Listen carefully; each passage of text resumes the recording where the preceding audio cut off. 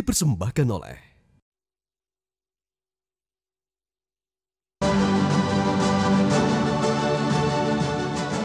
Ketemu lagi di Hot Room, Ibu Yenti. Jadi apa selanjutnya yang harus dilakukan pemerintah agar organisasi-organisasi yang mengkaitkan dengan agama maupun menjual kesedihan untuk mengumpulkan dana, apa yang harus dilakukan agar jangan terjadi penyelewengan dalam praktek? Jadi satu tadi adalah kontrol ya. Kontrol oleh siapa? Kontrol oleh ya lembaga-lembaga, misalnya mekanisme kontrol dari YLKI harus jalan juga. Tapi yang penting adalah gini, tadi saya minta maaf ya. Bapak, saya berpikir memang trial by the press itu tidak bagus. Tetapi tidak boleh juga kita mengabaikan sama sekali pers. Kita kan taunya dari pers. Dan kemudian ditanggapin langsung oleh PPATK. Menurut PPATK memang sekarang bahkan ada 300 rekening yang diblokir. 300 rekening yang diblokir? Yang diblokir dari hampir 30 perbankan. Bank. Nah, ini kan tidak mungkin PPATK itu. Jadi sebaiknya bagaimana? What should we do? Selanjutnya apa biar ini jangan terulang? Ya, ini kan proses harus jalan. Proses hukum. Pengawasan berikutnya apa yang harus dilakukan? Dan itu tadi edukasi kepada undang-undang direvisi. Undang-undang aturan 10% itu juga tidak bisa dibuka begitu saja gelondong gitu. Harusnya 10% kalau jumlahnya sekian ke bawah. Kalau triliunan ya jangan. Apalagi ada istilah filantropi itu kan kedermawanan. Harusnya ada volunteer ya. Kok tiba-tiba muncul istilah gaji. Dan gajinya itu yang menentukan siapa. Nah, ini juga harus transparan semua.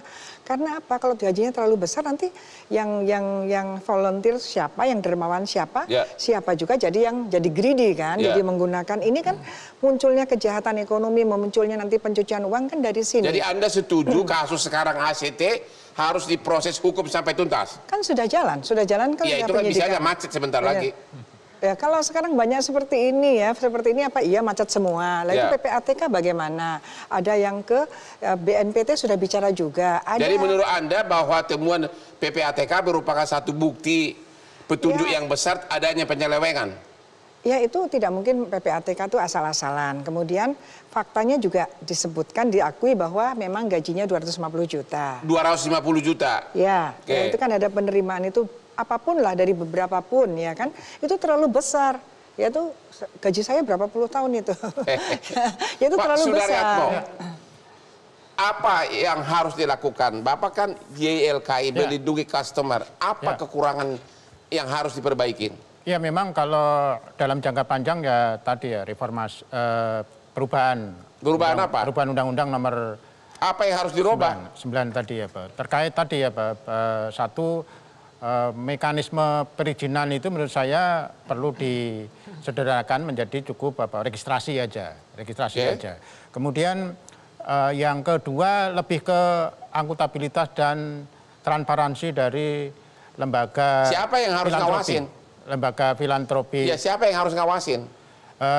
Jadi gini ya Pak, kalau pengalaman di beberapa negara itu ada institusi yang melakukan rating lembaga filantropi. Dari hasil rating tadi itu masyarakat itu bisa melihat rating mereka itu sebagai acuan di dalam memberikan donasi. Sebagai contoh saya, jadi gini, di dalam rating itu kan salah satu kriteria itu adalah aspek apa saja sih yang harus dilaporkan di dalam keuangan. Itu tadi ya Pak, yang pertama adalah tadi total dana yang dihimpun.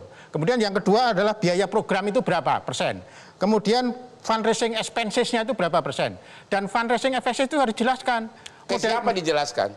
Ke publik, biar masyarakat juga tahu. Yang ngawasin siapa? Ya sebenarnya ini tadi ya, kalau saya simultan. Jadi ya Pak, dari sisi Kemensos satu, kemudian di internal organisasinya sendiri. Apakah Kemensos menurut Bapak terlalu lemah? Ya kalau dari riset yang dilakukan YLKI 2013 tadi, itu ternyata banyak lembaga yang tidak punya izin tapi leluasa melakukan penggalangan dana. Jadi menurut Anda Kemensos kurang bekerja? Ya, saya dari riset itu membuktikan bahwa pengawasan yang dilakukan Kemensos terkait lembaga yang tidak punya izin tapi melakukan penggalangan dana. Tapi kan Kemensos kan kita punya Menteri Sosial yang sangat tegas, sangat galak dan kadang menangis. Gimana itu? Ya artinya ini kan lebih ke institusi bagaimana penguatan pengawasan dari sisi Kemensos tidak hanya lembaga yang tidak punya izin tapi juga lembaga yang punya izin itu. YLKI menemukan ada beberapa yang tidak punya izin, benar? Ya tadi terus dilaporkan enggak atau didiamkan saja? Jadi selalu hasil riset YLKI itu kita teruskan ke otoritas terkait untuk yaitu ke siapa? Ke Kemensos. Karena kan terus ada tanggapan nggak dari Kemensos? Pernah nggak ditindaklanjutin? Ya kita serahkan ke otoritas yang jadi terkait. Selama ini YLKI tidak mau tahu gitu. Sesudah dilaporkan, ya paling tidak tadi masa bodoh gitu. Yang punya otoritas untuk memfollow up itu kan otoritas terkait gitu. Ya, maksudnya hasil penelitian kalian yang tidak punya izin itu masih beroperasi terus? Karena ini sifatnya ad hoc, tidak kita risetnya hanya riset yang untuk bencana yang ad hoc, tidak pengumpulan dana yang sifatnya permanen setiap sepanjang waktu. Jadi Anda tidak tahu apakah yang punya izin itu diapain sama pemerintah, tidak tahu? Tidak pernah di-follow up? Tidak sampai sejauh itu. Tidak sampai sejauh itu. Pak Marzuki Ali, beliau mengatakan bahwa dikasih ke Kemensos tapi nggak ada follow up. Apa yang salah dengan sistem kita ini? Yang salah semua lembaga pada korupsi. Siapa? Semua lembaga pada korupsi. Maksudnya dalam kasus ini siapa? Ya, Kemensos juga ada kasus korupsi, di mana-mana korupsi. Kita seolah-olah hanya ini saja yang sebagai kita blow up besar-besaran. Ya. Padahal negeri ini negeri koruptor sudah. Penegakan hukum sudah seperti kelelahan untuk memberantas korupsi ini. Jadi kita hanya bicara bagaimana mengatasi ini, bagaimana ini, tetapi ada yang lebih besar kita lupakan. Ya. Ini kita kadang-kadang tidak adil ya di dalam kita memberikan penilaian. Makanya kasus ini semua orang seolah bicara, semua orang seolah pinter gitu. Ya. Seperti ada kemarin saya dengar di salah satu podcast, dia menceritakan bagaimana melakukan social entrepreneur. Ya nggak bisa dong, menurut agama saja. Ada tahapan, orang yang susah, miskin sekali kasih makan dulu. Biar dia kuat punya tenaga. Ya. Sudah punya tenaga, baru dididik, baru dilatih untuk bekerja. Ada tahapan. Dan semua filantropi itu ada slot-slot segmennya. Nggak bisa satu filantropi menyalahkan yang lain, seolah dia yang paling hebat. Solusinya gimana Pak? Jadi untuk mengawasi lembaga-lembaga sosial seperti ini yang mengambil dana dari masyarakat, apa solusinya terbaik agar uang itu tidak dikorupsi? Tegakkan aturan perundangan. Kenapa? Tegakkan peraturan perundangan. Yang tidak menegakkan siapa? Yang menegakkan yang harusnya kalau dia ada tugas pengawasan. Kan undang-undangnya sudah ada. Di undang-undang disebutkan kalau mempergunakan lebih dari 10%, 5 tahun penjara. Yang tidak melaksanakan tugasnya lembaga mana Pak? Bapak sendiri yang jawab. Bapak kan ahli hukum.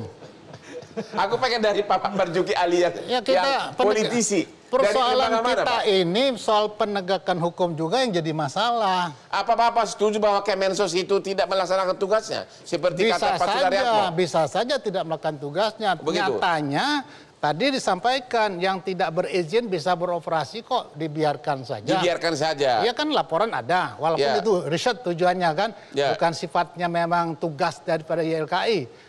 Hanya riset saja, tetapi apapun juga informasi itu harusnya dilakukan tindak lanjut. Oleh?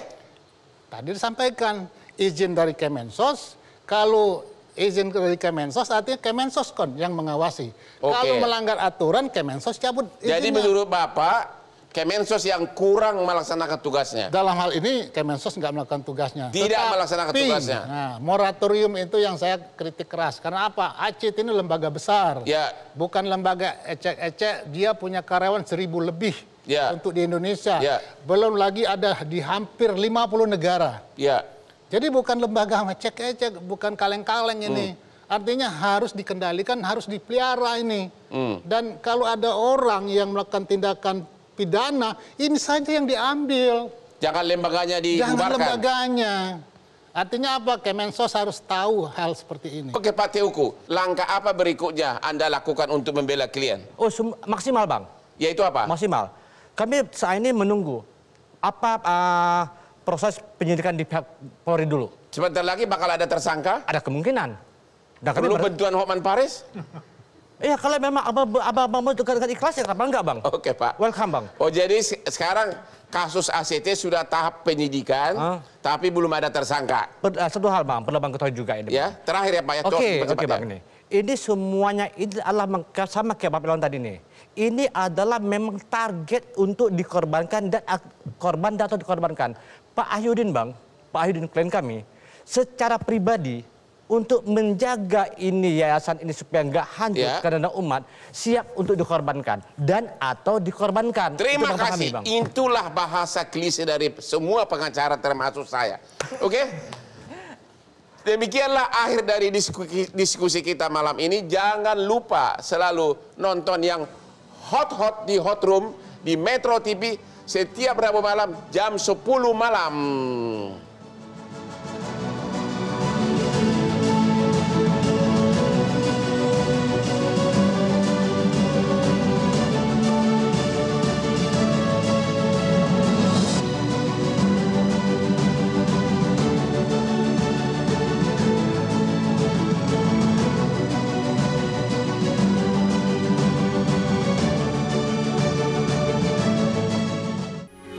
Metro TV